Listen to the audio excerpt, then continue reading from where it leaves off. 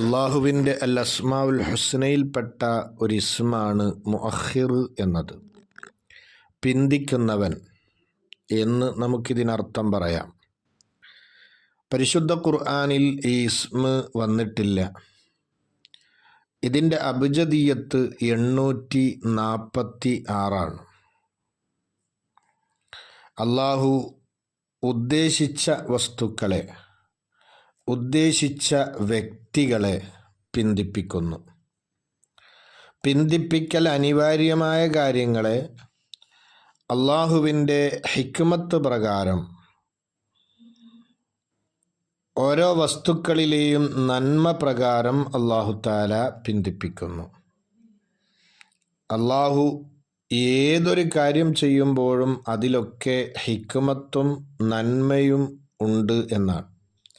ഒരു പക്ഷേ ആ ഹിക്മത്തിൻ്റെ വശങ്ങൾ, നന്മയുടെ വശങ്ങൾ നമുക്ക് അവ്യക്തമായിരിക്കും.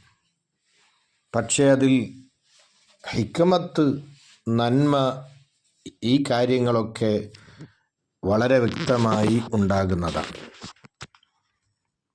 ഒന്നുകൂടി വ്യക്തമായി പറയുകയാണെങ്കിൽ, സാധാരണയിലൊക്കെ നമ്മൾ പറയാറുള്ള ചില കാര്യങ്ങൾ. ഇപ്പോൾ ഒരു മനുഷ്യൻ വാഹനം കാത്തുനിന്നു. അവൻ പ്രതീക്ഷിച്ചു നിൽക്കുന്ന വാഹനം കുറച്ച് സമയം വൈകിയിട്ടാണ് വന്നത്. അപ്പം ആ വാഹനം വൈകിയതിൽ അവന് മാനസികമായ പ്രയാസം തോന്നിയിട്ടുണ്ടാകും. എന്നാൽ കൃത്യസമയത്ത് ആ വാഹനം വന്നിരുന്നു എങ്കിൽ എവിടെയെങ്കിലും അപകടപ്പെട്ടു പോയാൽ, അല്ലെങ്കിൽ അപകടപ്പെട്ടു പോകുന്നൊരവസ്ഥ ഉണ്ടായി എന്ന് അറിഞ്ഞു കഴിഞ്ഞാൽ തീർച്ചയായും ഈ വാഹനം പിന്തി വന്നതിൽ അവൻ സന്തോഷിക്കും. അതിലെ നന്മ അവന് ബോധ്യമാവുകയും ചെയ്യും. ഇതുപോലെ ഏതൊരു കാര്യവും അള്ളാഹു പിന്തിപ്പിക്കുന്നുണ്ടെങ്കിൽ അതൊക്കെ ഹിക്മത്തിന് വേണ്ടിയാണ്. ഓരോ വസ്തുക്കളെയും പിന്തിപ്പിക്കുകയും അതിനെ വെക്കേണ്ട സ്ഥലത്ത് അള്ളാഹു തആല വെക്കുകയും ചെയ്യും എന്നാണ് ഈ ഇസ്മിൻ്റെ അർത്ഥം. ഇതും അള്ളാഹുവിൻ്റെ സിഫത്തുൽ അഫ്ആലാണ്, പ്രവർത്തനമാകുന്ന വിശേഷണമാണ്.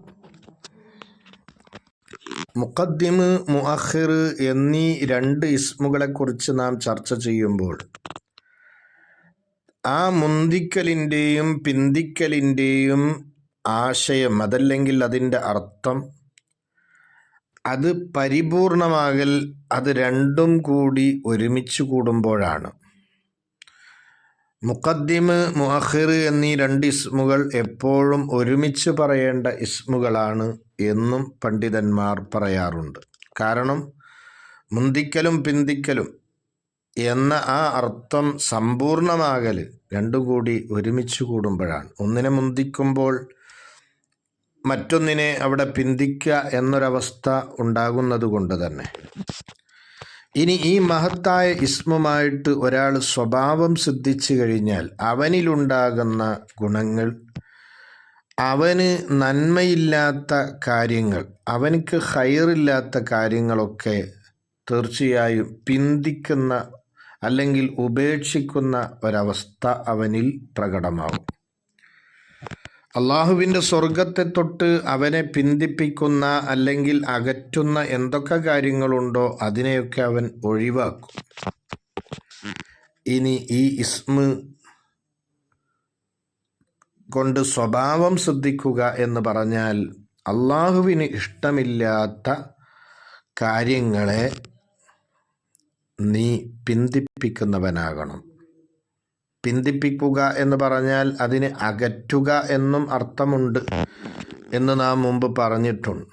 അപ്പോൾ അള്ളാഹുവിന് ഇഷ്ടമില്ലാത്ത വസ്തുക്കളെ, അതേപോലെ തന്നെ അള്ളാഹുവിന് ഇഷ്ടമില്ലാത്ത വ്യക്തികളെ, അള്ളാഹുവിൻ്റെ അഅദാഅുകളെ, ദീനിൻ്റെ അഅദാഅുകൾ, ശത്രുക്കളെ ഒക്കെ പിന്തിപ്പിക്കുക, അകറ്റുക എന്നതൊക്കെ തീർച്ചയായും ഈ ഇസ്മ കൊണ്ട് സ്വഭാവം സിദ്ധിക്കലിൻ്റെ പരിധിയിൽ പെടുന്നതാണ്.